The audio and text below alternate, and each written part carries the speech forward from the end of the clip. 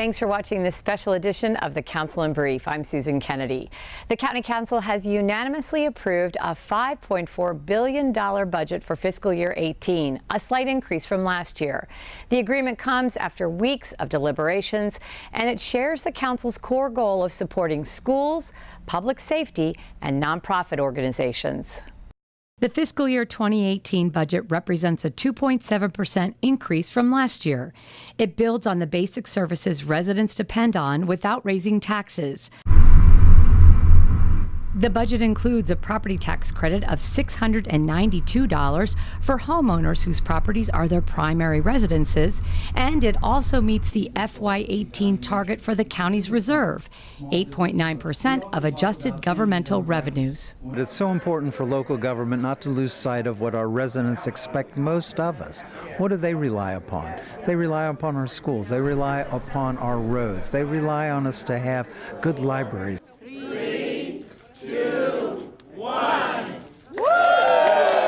And great parks.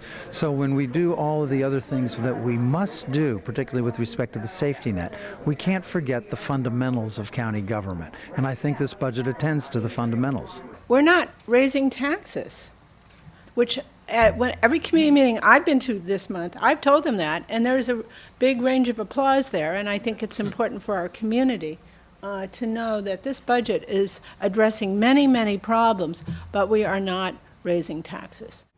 And we pose this question to you all because we are first introduced to Juliet today, finally, for the first time. Does anybody remember what Romeo was like? Close to half of the county's operating budget goes to fund the school system. This year, the approved budget funds $2.52 billion for Montgomery County Public Schools, a 2.6% increase from fiscal year 2017. Tough decisions made by the council last year laid the groundwork for the ability to fully fund the school's request this year. Nobody really expected that every year, consistently, the school system would be adding an average of 2,000 students. And those students happen to be students that require a lot of additional supports. And so, that was a real wake-up call last year when the executive decided that he wanted to propose a property tax increase.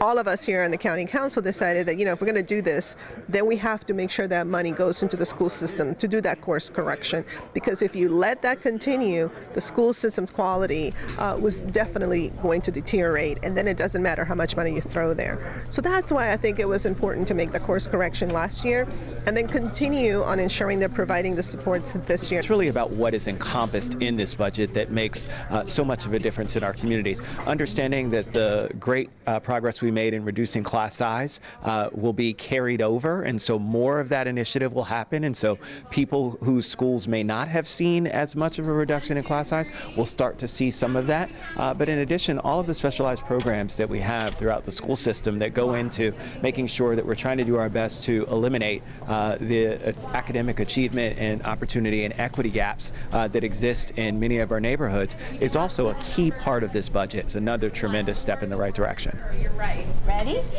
A, B, C, D, E, F, G. The council continued its emphasis on increasing access to a variety of early childhood programs in this budget. It added funds to support the expansion of 10 Montgomery County Public School Head Start classrooms from half-day to a full school day.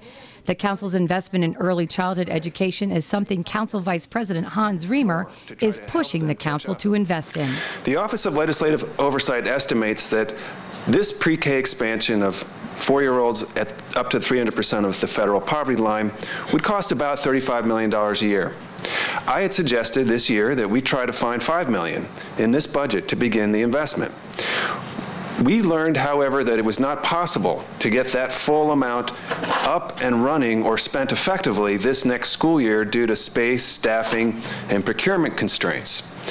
Nevertheless, we were able to invest about $2.5 million, which will provide nearly 250 new full pre-K slots this school year for our most vulnerable children. Megan Demishi. Funding for Montgomery College is above the required maintenance of effort level for the 6th straight year. The council added $3.2 million over the county executive's recommended budget to fund compensation and benefits for college employees.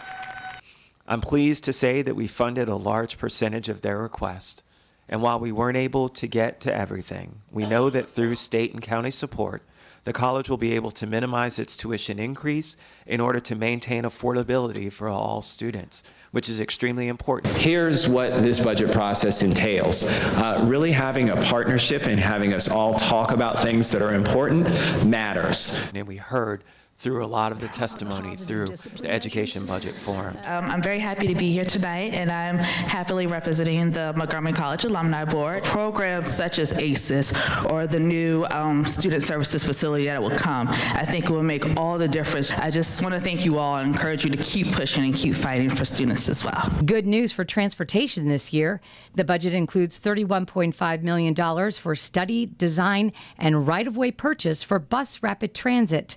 This includes $6 million for the U.S. Route 29 line and money for a new ride-on service along Route 29.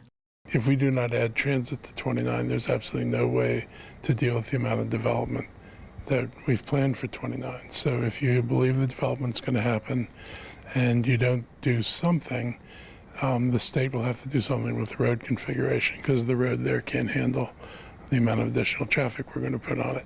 So the BRT is a big deal, and the state's been supportive because they do see the potential for the buses to take enough cars off the road that they don't have to widen the road. Folks should know the US 29 corridor is the most congested corridor in the entire state of Maryland.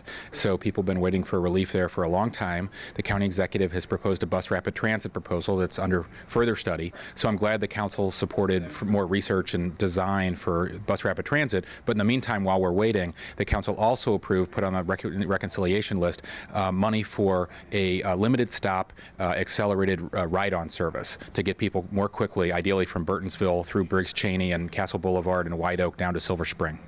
The Parks Department will receive an increase in funding in an effort to bring that budget back to pre-recession levels. And the Department of Recreation is receiving a 10% increase in its budget. We continue to bring back some aspects of their budgets to pre-recession levels and to enhance and expand some of the facilities that residents enjoy most. I'll just remind everyone we've increased funding for catching up on deferred maintenance there, cleaning and enhancing ball fields, and expanding park facilities and trail systems.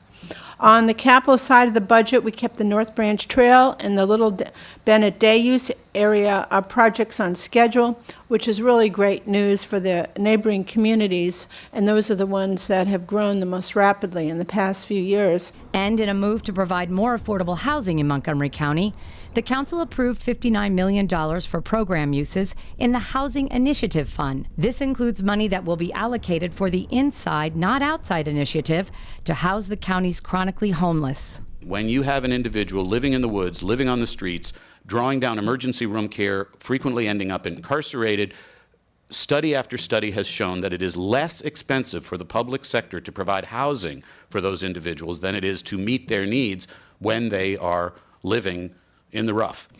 $10.5 million will be allocated in this year's budget for community grants that support safety net programs and services that assist the disadvantaged. These agencies support the most vulnerable in the county by providing a variety of programs and services, including food, shelter, and other safety net services. I appreciate the work you're doing here, Flo and myself. Thank you. You are so sweet. Yeah, it takes a lot of good heart to care. Sometimes people have to reach rock bottom to understand there's only one way up. Yeah, And that's inspiration and love and caring from people like you. Thank you very much.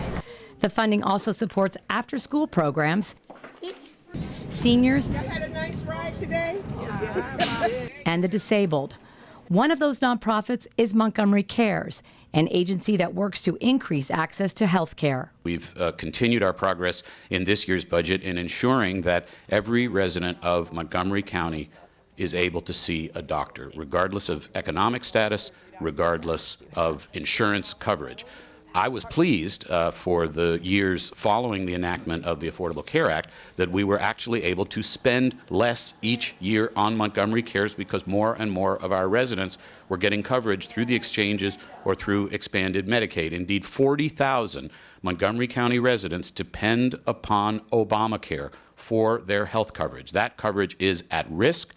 The Republican Congress intends to dismantle it, And unfortunately, the demands upon the Montgomery Cares network of community clinics are going to grow. I don't believe we're going to be able to maintain the downward trend in spending on that program. And indeed, this year we've added resources substantially to meet that need, and I very much appreciate the support of my colleagues.